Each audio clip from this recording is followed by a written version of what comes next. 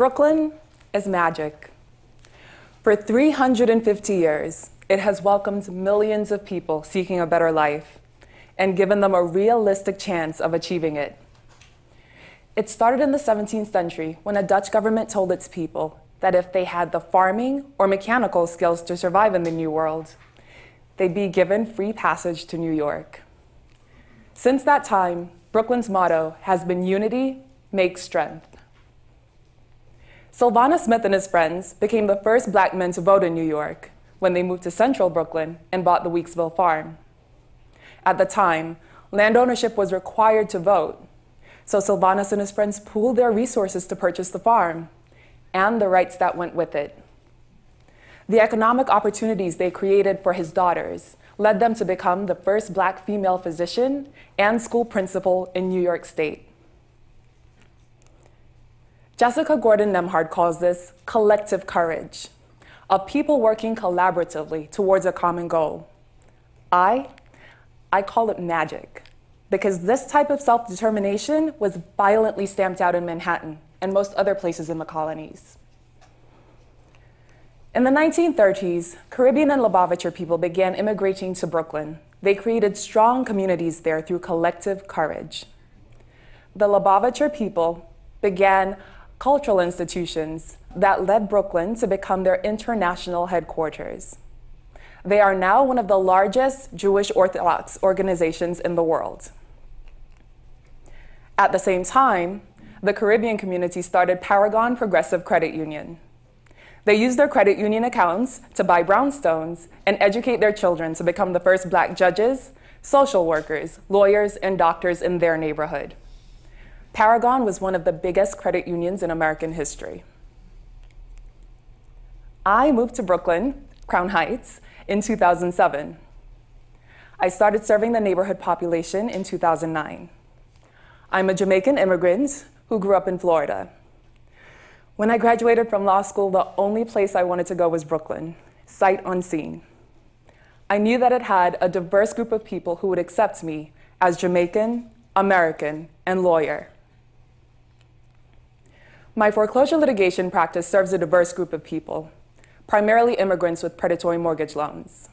When the foreclosure crisis hit, most of the people coming to my office were hardworking, but couldn't make ends meet.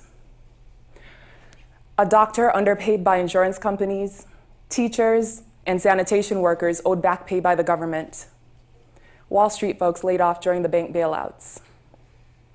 I have served Hasidim and Caribbean, Latinx, and Black American. We all have a lot in common, primarily that our labor is no longer being valued by the corporations we serve. The current generation of American workers is paid a smaller portion of company profits than previous generations.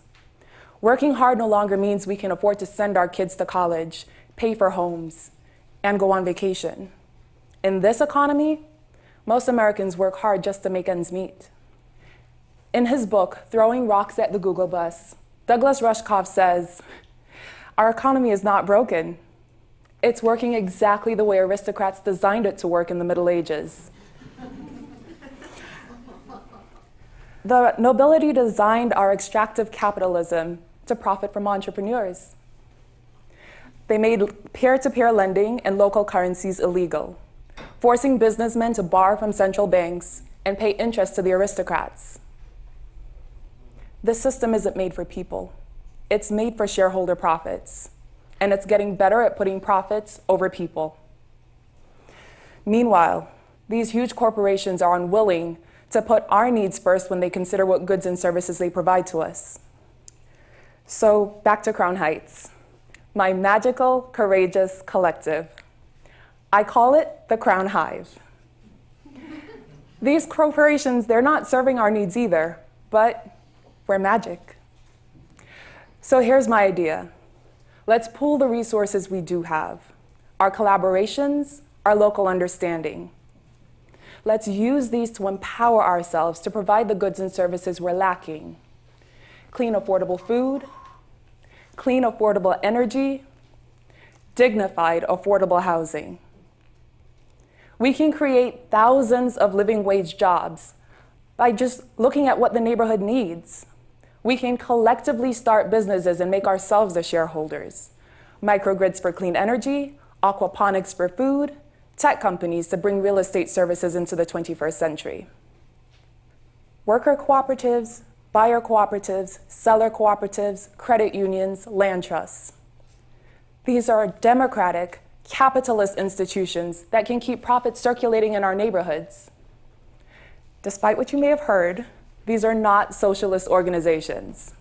They're the best kind of capitalism because the people who work in it, own it, vote, and share in the profits. With Crown Hive, my goal is to cut the faceless shareholder out of our neighborhoods and keep more of our hard-earned money to achieve our American dreams. If you believe in these ideas, join us in Brooklyn and see for yourselves what magic we can make. Thank you.